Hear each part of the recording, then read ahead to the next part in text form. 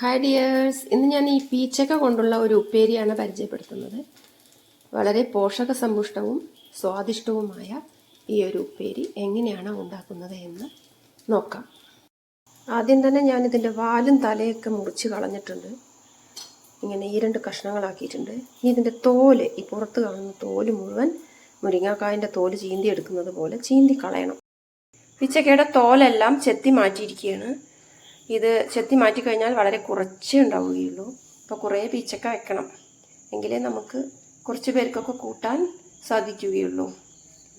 അപ്പോൾ ഇത്രയും തോലാണ് ഈ ഒരു 4 പീച്ചക്കയിൽ ഉള്ളത്. ഇതൊക്കെ ഞാൻ ചെത്തി മാറ്റിയിട്ടുണ്ട്. കത്തി കൊണ്ട് ചെത്തി തന്നെ മാറ്റണം. ഈ തോലൊക്കെ നമ്മുടെ ഉപ്പേരിയിൽ പെട്ട് കഴിഞ്ഞാൽ ഉപ്പേരി കഴിക്കാൻ തുടങ്ങും. അപ്പോൾ ഇത്രയും വേസ്റ്റാണ് അതിൻ്റെ. ഇത്രയുമാണ് നമുക്കിത് കഴിഞ്ഞപ്പോൾ കിട്ടിയ പീച്ചക്ക. ഞാനിത് വട്ടത്തിലാണ് അരിഞ്ഞെടുത്തിട്ടുള്ളത്. ഇത് വട്ടത്തിൽ തന്നെ അരിയണം. ഇങ്ങനെ വട്ടത്തിൽ നല്ല നൈസാക്കി അരിഞ്ഞെടുത്തിട്ടുണ്ട്. ഈ ഒരു ഉപ്പേരിക്ക് ആവശ്യമായ ചെറിയുള്ളി നല്ലോണം തോല് കളഞ്ഞ് കഴുകിയെടുത്തിട്ടുണ്ട്. കുറച്ചധികം ഇരുന്നോട്ടെ, നല്ല ടേസ്റ്റ് ഉണ്ടാവും. പിന്നെ വറ്റൽ മുളക് 2 എണ്ണം, നല്ല എരിവുള്ളതാണ്, അതുകൊണ്ട് ഞാൻ 2 എണ്ണമേ കൂട്ടിയിട്ടുള്ളൂ. ഉപ്പ് പാകത്തിന് 1/2 സ്പൂണോളം കൂട്ടിയിട്ടുണ്ട്. ഈ ഒരു മുളക് പീച്ചങ്ങയിലേക്ക് അധികമൊന്നും പിടിക്കില്ല, ഉപ്പും. അപ്പോൾ അത് പാകത്തിന് തന്നെ ഇടാൻ ശ്രദ്ധിക്കണം. ഇത് 4 പീച്ചക്ക വലുതാണ്. അപ്പോൾ ഇത് നമ്മൾ ഉപ്പേരി വെച്ച് കഴിയുമ്പോൾ വളരെ ചുരുങ്ങും. അപ്പോൾ ഇതിൻ്റെ വലിപ്പം കണ്ട് നമ്മൾ ഉപ്പ് കുറേ ഇട്ട് കൊടുക്കാതിരിക്കാൻ പ്രത്യേകം ശ്രദ്ധിക്കണേ. നമ്മുടെ വറ്റൽമുളകും ഉള്ളിയും ഉപ്പും കൂടി അമ്മിയിൽ അരച്ചുരുട്ടിയതാണിത്. അപ്പോഴാണ് ഇതിൻ്റേതായ ഒരു ഒറിജിനൽ ടേസ്റ്റ് കിട്ടുക. മുളക് മിക്സിയിൽ നമ്മൾ അരയ്ക്കുമ്പോൾ ചതഞ്ഞ് കിടക്കുകയുള്ളൂ, അരയില്ല. അപ്പോൾ പീച്ചങ്ങ നന്നായിട്ട് കഴുകി വാരിയെടുത്തിട്ടുണ്ട്. ഒരു പരന്ന മൺചട്ടിയിലാണ് ഞാനിത് പാകം ചെയ്യാൻ പോകുന്നത്. ഇതിൽ ഞാനൊരു 3.5 സ്പൂണ് ഓളം വെളിച്ചെണ്ണയാണ് പറഞ്ഞു കൊടുത്തിട്ടുള്ളത്. ഇത് നന്നായിട്ട് ചൂടായി വരട്ടെ.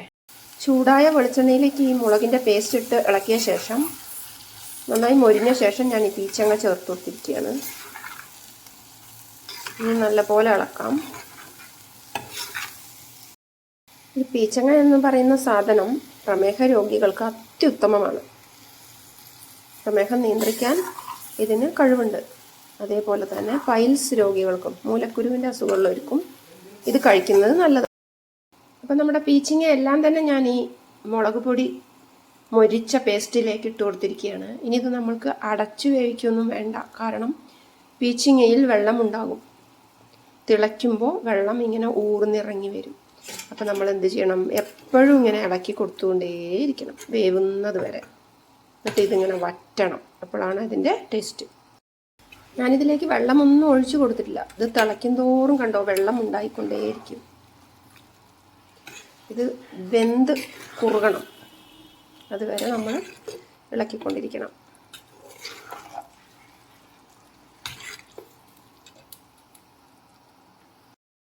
അപ്പോൾ നമ്മുടെ പീച്ചിങ്ങ റെഡി ആയിട്ടുണ്ട്.